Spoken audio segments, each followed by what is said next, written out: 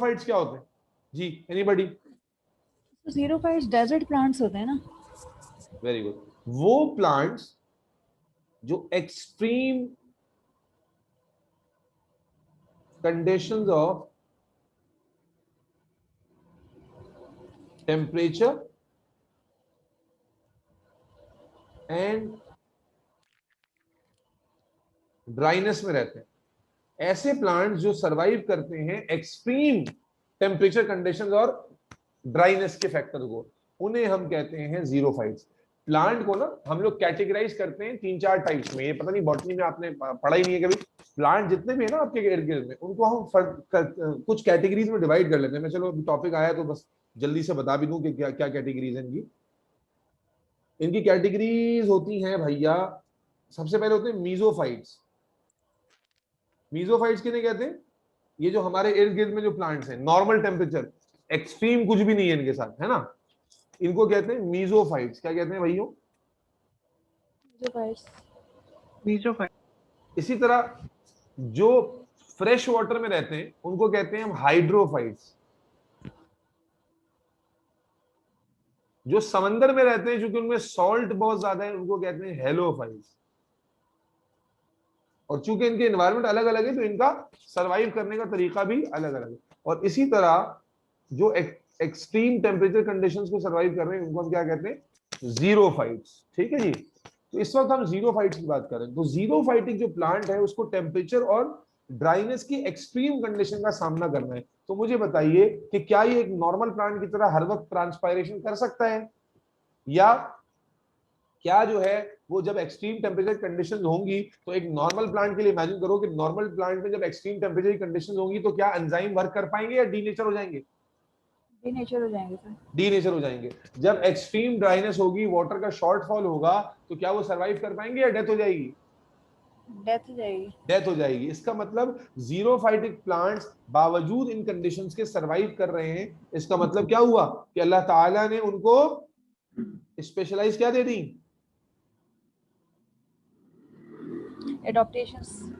Adaptations दे दी to survive in these conditions. Am I clear? तो आए समझते हैं।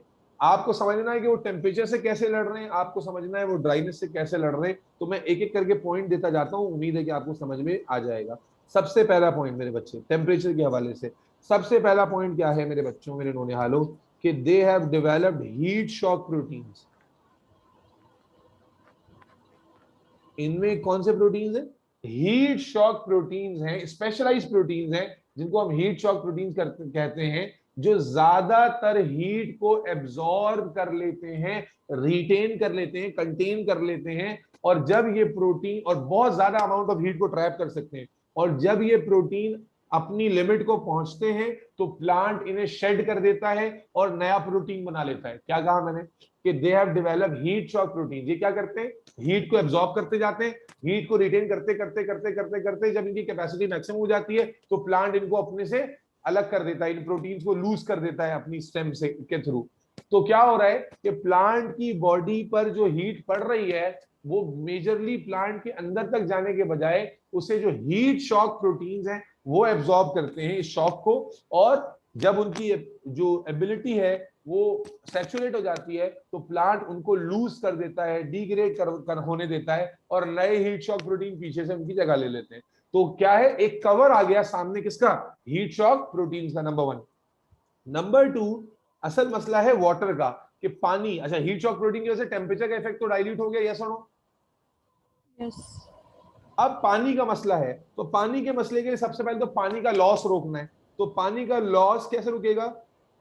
रिड्यूस और no transpiration.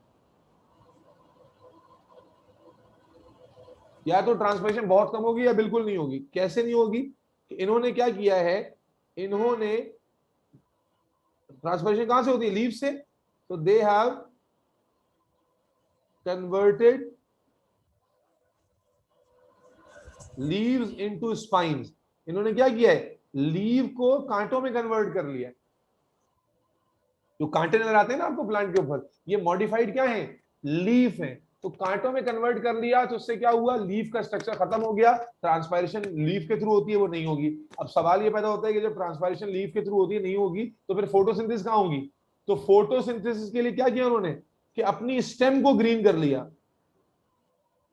They have green stem which perform photosynthesis rather than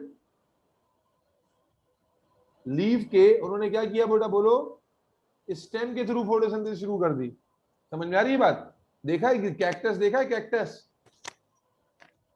yes तो उसमें जो ग्रीन पार्ट है वो उसका स्टेम है और जो कांटे हैं वो लीव्स हैं। अच्छा, बाद ऐसे हैं जिन्होंने कांटे डेवलप नहीं किए तो उन्होंने क्या किया, they have reduced the size of their leave. उन्होंने अपने लीव के साइज को बेइंतहा छोटा कर लिया। अगेन क्यों छोटा कर लिया, ताकि जब लीव का साइज छोटा होगा तो नंबर ऑफ स्टोमेटा कम होंगे, नंबर ऑफ स्टोमेटा कम होंगे तो ट्रांसपायरेशन भी कम होगी। Am I clear? बोलो भाई। यस जी जी। फिर मेरे बच्चे, दे हैव डेवलप्ड, अल्लाह ताला ने देखो कैसे बनाया, deep vertical roots to absorb maximum water. Water की कमी को और कैसे पूरा कर रहे हैं कि इनकी जो रूट्स हैं वो वर्टिकली इन डेप्थ तक ग्रो करती हैं ताकि जमीन के अंदर से कितना भी वाटर मिल पा रहा है उसे आप एब्सॉर्ब कर लें। ना सिर्फ ये बल्कि they also have superficial horizontal roots. क्या कहा मैंने कि ये इनकी रूट सिर्फ डीपली यानी अंदर सॉइल में ग्रो नहीं करती बल्कि सरफेस पे भी हॉरिजॉन्टली फैल रही होती है। क्यों, ताकि अगर रात हो और जरा सी भी शबनम वगैरह पड़े, सरफेस पे जरा सा भी पानी आए, बारिश हो हल्की फुल्की सी भी, तो ये सरफेस से भी डायरेक्ट वाटर को क्या कर लें, बोलो भाई, एब्जॉर्ब। Is that clear? बात समझ में आ रही है भाई? जी सर। जाहिल है नहीं आ रही बात समझ में? क्यों नहीं आ रही है सर, आसान है ये। हर चीज जो है ना वाटर की। अच्छा, फिर ना सिर्फ ये बल्कि they have large air spaces in their stem. Stem के अंदर उन्होंने क्या किए हैं, एयर स्पेसेस पैदा कर लिए where they can store water. जब कभी कभी सालाना बारिश हो गई तो हम क्या देखेंगे कि वो वाटर को ये नहीं कि छोड़ देंगे, एब्जॉर्ब करके अपनी उन स्पेसेस में स्टोर कर लेंगे। और जब वो स्टोर कर लेंगे तो स्टेम कैसी हो जाती है वाटर स्टोर करने की वजह से, स्टेम बिकम्स जूसी। जूसी। ठीक है, these plants are called succulents. Plants are called succulents. आपने देखा है बास्ट प्लांट्स, आप देखें डेजर्ट में है, लेकिन अल्लाह की शान क्या है, जब आप काटेंगे तो अंदर से पानी बहता हुआ निकलेगा। तो कैसे हो रहा है ये, कैसे हो रहा है ये कि भाई उन्होंने जो वाटर स्टोर किया हुआ है वो यहाँ पर आपको मिलता है। Is that clear? सर एक क्वेश्चन करना। जी जी। सर ये जो कोकोनट है इसके अंदर वाटर जो है वो जमा रहता है ना अंदर, सर उसकी क्या रीजन? वो भी तो डेजर्ट प्लांट है ना। कोकोनट डेजर्ट प्लांट है आई थिंक यस। दोबारा सुन, दोबारा जाके देखें। कोकोनट मेरी याददाश्त के मुताबिक तो कोकोनट डेजर्ट के प्लांट में नहीं आता। दुनिया में जहां सबसे ज्यादा कोकोनट्स कहाँ हैं, कोकोनट ट्री। हाँ जहाँ पानी ज्यादा होता है फिर या जी जी सही। ठीक है, तो तो रीजन क्या है?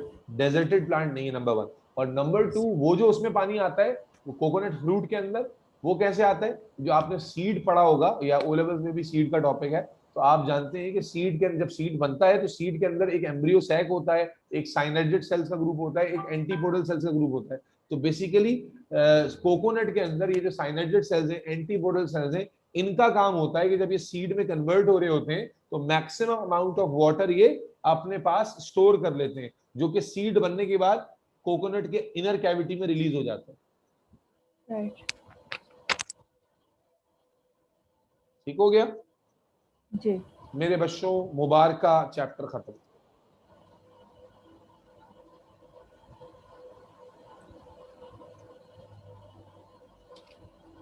अच्छा, एक बल्कि दो चार बातें और ऐड करने का दिल चाह रहा है, कर दूं?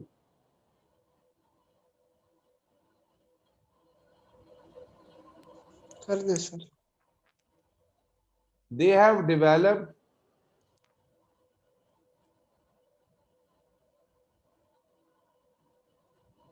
bundle sheath cells to avoid the process of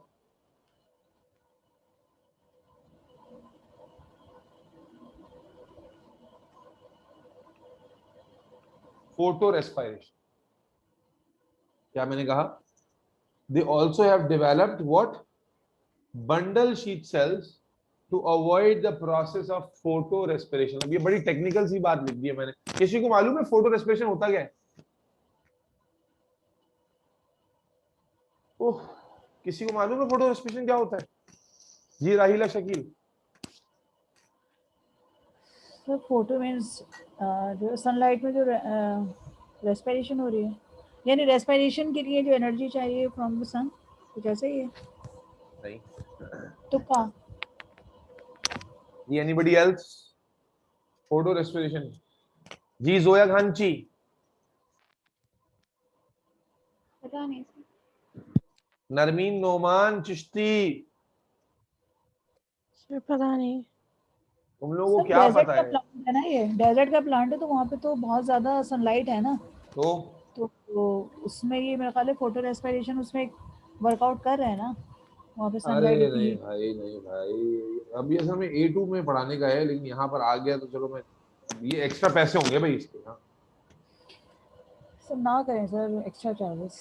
यार, मैंने तो चार्जेस पूरे करने होते हैं ना, आपको पता है। मान लो कि ये मीजोफिल सेल है। नॉर्मली क्या होता है, अब मैं कोई छोटा छोटा बता रहा हूँ, समझ में आ जाए ठीक है, नहीं आए तो छोड़ दो। मान लेते हैं कि एक मीजोफिल सेल है ये, और ये उसका क्लोरोप्लास्ट, ठीक है। मीजोफिल सेल के अंदर क्लोरोप्लास्ट है। तो आपको मालूम होना चाहिए कि इसी के अंदर फोटोसिंथेसिस का प्रोसेस चल रहा है। लाइट यहाँ आ रही है और फोटोसिंथेसिस का प्रोसेस हो रहा है। और फोटोसिंथेसिस के प्रोसेस का मतलब है कि कार्बन डाइऑक्साइड भी यहीं आ रही है ना,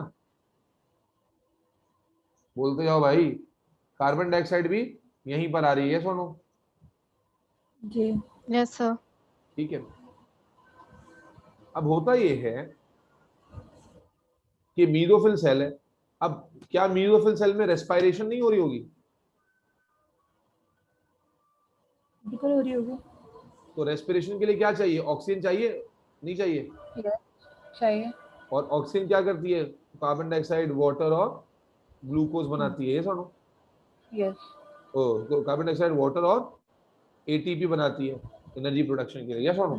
क्लियर है? अच्छा, अब होता क्या है, क्योंकि नॉर्मल प्लांट्स के अंदर ये प्रोसेस हो रहा है, हाई टेम्परेचर पे क्या होता है, हाई टेम्परेचर, मैं शॉर्ट करके बता रहा हूँ, एक्चुअली इतना सिंपल नहीं है।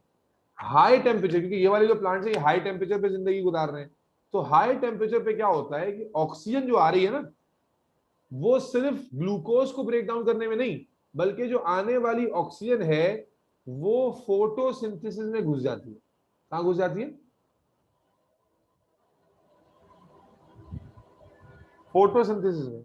एक प्रोसेस होता है जिसको डार्क रिएक्शन का नाम सुना है कभी? डार्क रिएक्शन, जी जी जी। जिसमें कार्बन डाइऑक्साइड कंबाइन होता है एक प्रोडक्ट से, RuBP, बस इतना याद रखना, राइबुलोज बाइफॉस्फेट।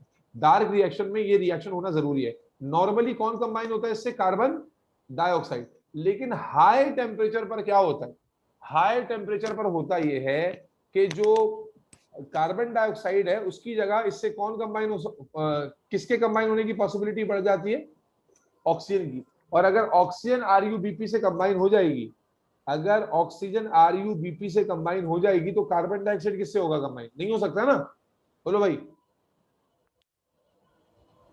तो भाई जी बात समझ सर। में आ रही है? फोटोसिंथेसिस में ऑक्सीजन रिलीज होती है, नहीं होती है?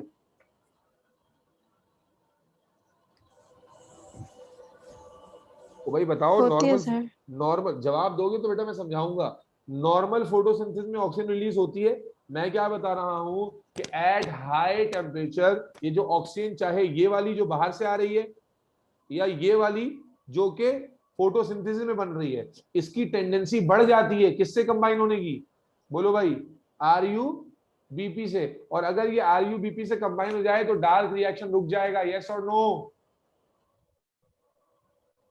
Yes sir. यस। तो ये प्रोसेस प्लांट के लिए हार्मफुल होगा या यूजफुल होगा? हार्मफुल। हार्मफुल। इसी प्रोसेस को फोटो रेस्पिरेशन कहते हैं। समझ में आया फोटो रेस्पिरेशन क्या है? फोटो रेस्पिरेशन है at high temperature dark reaction का रुक जाना due to binding of oxygen to RuBP. ठीक है, एट हाई टेम्परेचर ये होता है। अब ये जो डेजर्टेड प्लांट है ये तो है होते ही हाई टेम्परेचर में, तो इसका मतलब इनमें फोटो रेस्पिरेशन का फिनोमेना होना चाहिए, नहीं होना चाहिए? होना चाहिए सर। और जब होगा तो इनको फायदा होगा कि नुकसान होगा? फायदा। फायदा होगा। नुकसान होगा जाहिर है, फोटो जब फायदा नहीं होगा। भाई नहीं, समझ के जवाब देना कि फोटो रेस्पिरेशन आपको फायदेमंद लग रहा है नुकसानदेह लग रहा है? नुकसानदेह लग रहा है सर। हाँ तो भाई इतना टेढ़े जवाब ना देना मुझे। मैं कमजोर कच्चे अकल का आदमी हूँ, मुझे इतना आपकी इन डेप्थ बातें समझ में नहीं आती। मैं शरीफ आदमी हूँ, मुझे जूम आने बातें मत किया करें आप, ये खुद ही समझ लूंगा। ठीक है ना, मैं ठहरा इंतहाई शरीफ लड़का। ठीक है। अच्छा, तो क्या बता रहा था मैं? हाँ, तो अब ये जो जीरो फाइट है तो होते ही हाई टेम्परेचर पे, तो इसका मतलब है हाई टेम्परेचर पे होने में इनमें तो अगर हम फोटो रेस्पिरेशन के प्रोसेस को इमेजिन करें तो बहुत ज्यादा होगा, और उसकी वजह से तो ये प्लांट सर्वाइव करना इनका क्या हो जाएगा? मुश्किल। यस और नो? हो जाएगा। तो अब हम क्या फिर क्या देखते हैं? तो बेटा हम क्या देखते हैं? हम देखते ये हैं कि ये प्लांट्स अपना लाइट रिएक्शन तो मीसोफिल में ही कराते हैं, लाइट रिएक्शन तो मीसोफिल में ही कराते हैं, लेकिन डार्क रिएक्शन कराने के लिए इन्होंने एक नया सेल डेवलप कर लिया, जिसे हमने क्या नाम दिया? बंडल शीथ का। कि जीरो फाइटिंग प्लांट्स ने क्या किया है कि अपना जो लाइट रिएक्शन है फोटोसिंथेसिस का, कौन सा रिएक्शन बच्चों?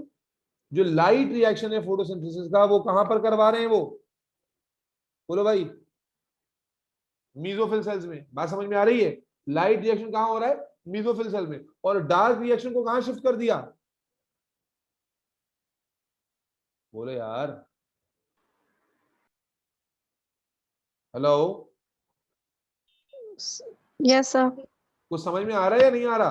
क्या कहा मैंने? कि ऊपर प्रोसेस समझाया ना बेटा लाइट और डार्क रिएक्शन का, क्या तुम्हें बात समझ में आई या नहीं आई? आ गई सर। फोटोसिंथेसिस नॉर्मली एक ही जगह पर होता है, उसका लाइट रिएक्शन भी होता है, उसका डार्क रिएक्शन भी होता है। यहां हम क्या देखते हैं कि ये प्लांट्स क्या करते हैं, क्योंकि अगर एक जगह पे होगा हाई टेम्परेचर पे, क्वाइट पॉसिबल कि जो ऑक्सीजन लाइट रिएक्शन में रिलीज होती है वो वहीं पर आरयूबीपी से कंबाइन हो जाए और डार्क रिएक्शन को रोक दे। तो इन्होंने क्या किया है, लाइट रिएक्शन अलग सेल में कर दिया है, डार्क रिएक्शन अलग सेल में कर दिया है। बात समझ में आ रही है? तो जिससे वो क्या कर रहे हैं, जो हमने पॉइंट लिखा, क्या लिखा कि they have developed bundle sheath cells to avoid the process of photorespiration. Am I clear?